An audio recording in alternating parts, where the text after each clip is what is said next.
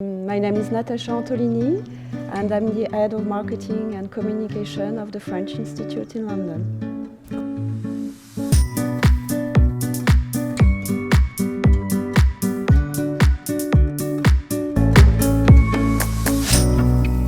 So thanks for joining us. The Institut Français is open again.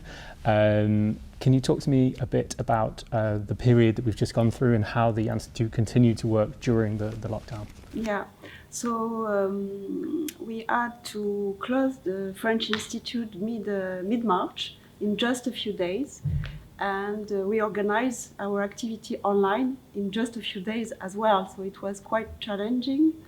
And above all, the language courses, the French courses, because mid-March corresponded to a new term, and we had to organize everything online in a few days. So at the beginning it was quite difficult because at that time people were upset and obsessed by the crisis, of course. But after a few weeks, the language courses met an audience. And during the lockdown, the whole team worked remotely, and we work on producing cultural contents and on highlighting our online services like Culture-Tech, for instance, which is a digital library. And during that period, we produced cultural exclusive contents like programs, like exclusive interviews, etc. And we had a weekly newsletter, digital newsletter, in which we highlighted our contents and programs. And we also had a daily activity on our social media, which allowed us to keep alive the bond with our audience and with our community. Great, so you were very busy throughout this period. We were very, very busy. Fantastic. And can you talk about some of the things that you did that you really were proud of or that really worked well? Well, one of the many projects actually. One of them is, of course, the transition of the French courses online, because we have 7,000 students per year, and it was very challenging, and we succeeded in this transition. Among many exciting projects we invented, there was our literary festival in May, Beyond Words, which became 100% online, and during 10 days we unveiled each day virtual interviews and readings with writers. We also had an exclusive interview of the director of the Cannes Film Festival, Thierry Frémaux, just one day after the official announcement of this year's selection.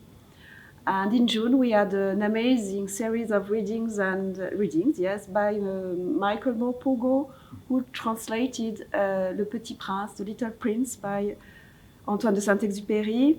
And he was joined by amazing stars such as Christine Scott Thomas, Paul Berg, and others. And during 1 week, they read extracts from The Little Prince on our social media.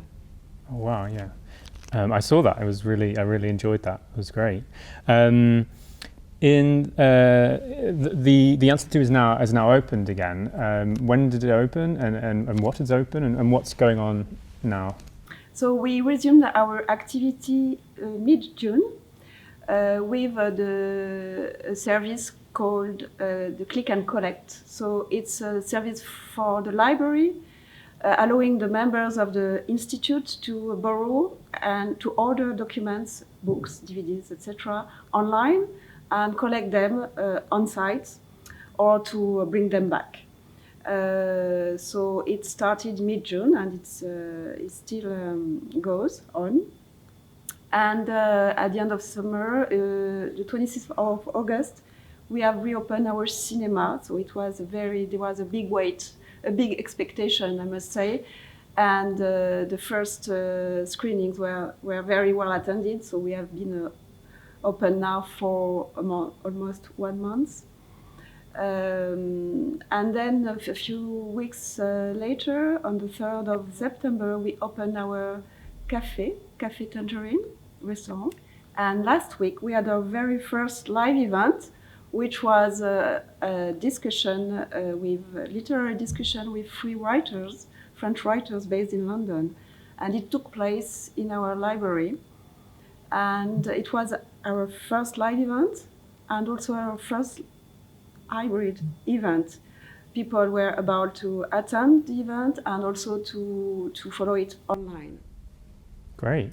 And what are you looking forward to in the weeks ahead in terms of live events and in terms of online events? So the next live event, we had a live event actually yesterday. We had the 3 British directors introducing a new film called The Man in the Hat, which is shot in France.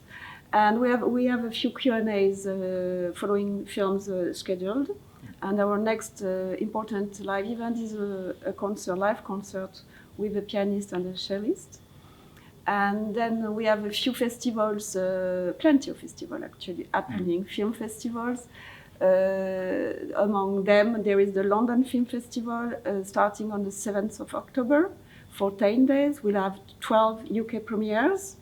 Mid-November, beginning of November, we'll have the French Film Festival with about 20 films on the menu. And we'll also have mid-November our Kids Festival, the South Can Kids Festival, which will offer on-site, online, and hybrid events. And we are also working on online events.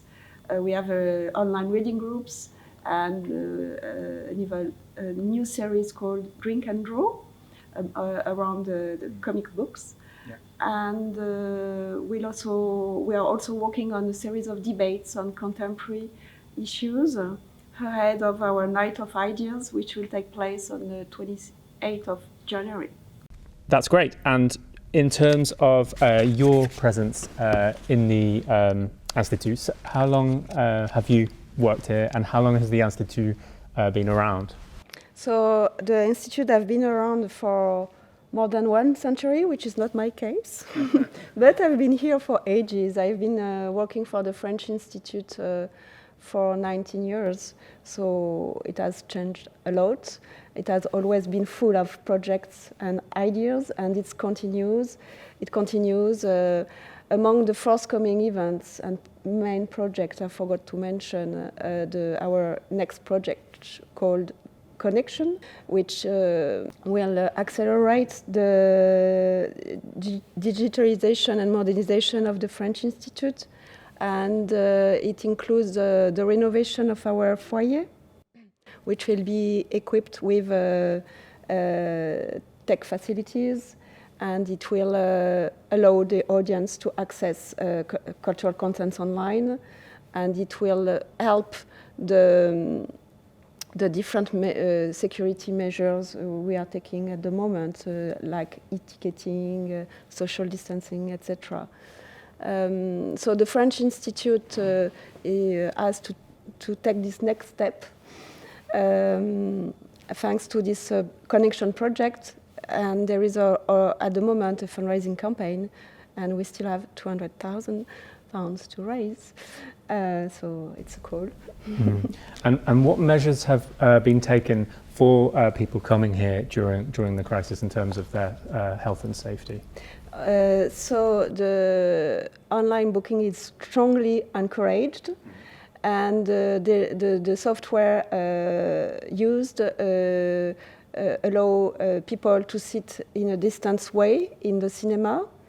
We'll also have e-ticketing now in place, and the face covering is compulsory. Our staff has been trained, and there are a clear signage in place, so people feel reassured. And everything has been organized very carefully since June, and the measures are very present, but at the same time they don't spoil the pleasure to enjoy a cultural experience and they don't spoil the joy to be together again. Yeah, absolutely, and that's important. Yes. And just lastly, what do you think the Institute represents, and why is it important in terms of a place to come for art and culture in London?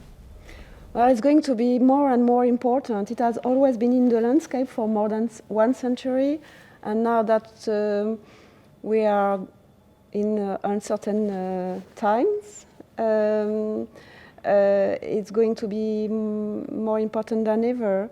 We have seen that during the crisis, how much culture was essential in people's lives, and how much culture contributed to their well-being, and this is going to be reinforced. So the French Institute is going to continue to promote the best of French culture and promote the French language, and also foster the cultural cooperation between our 2 countries.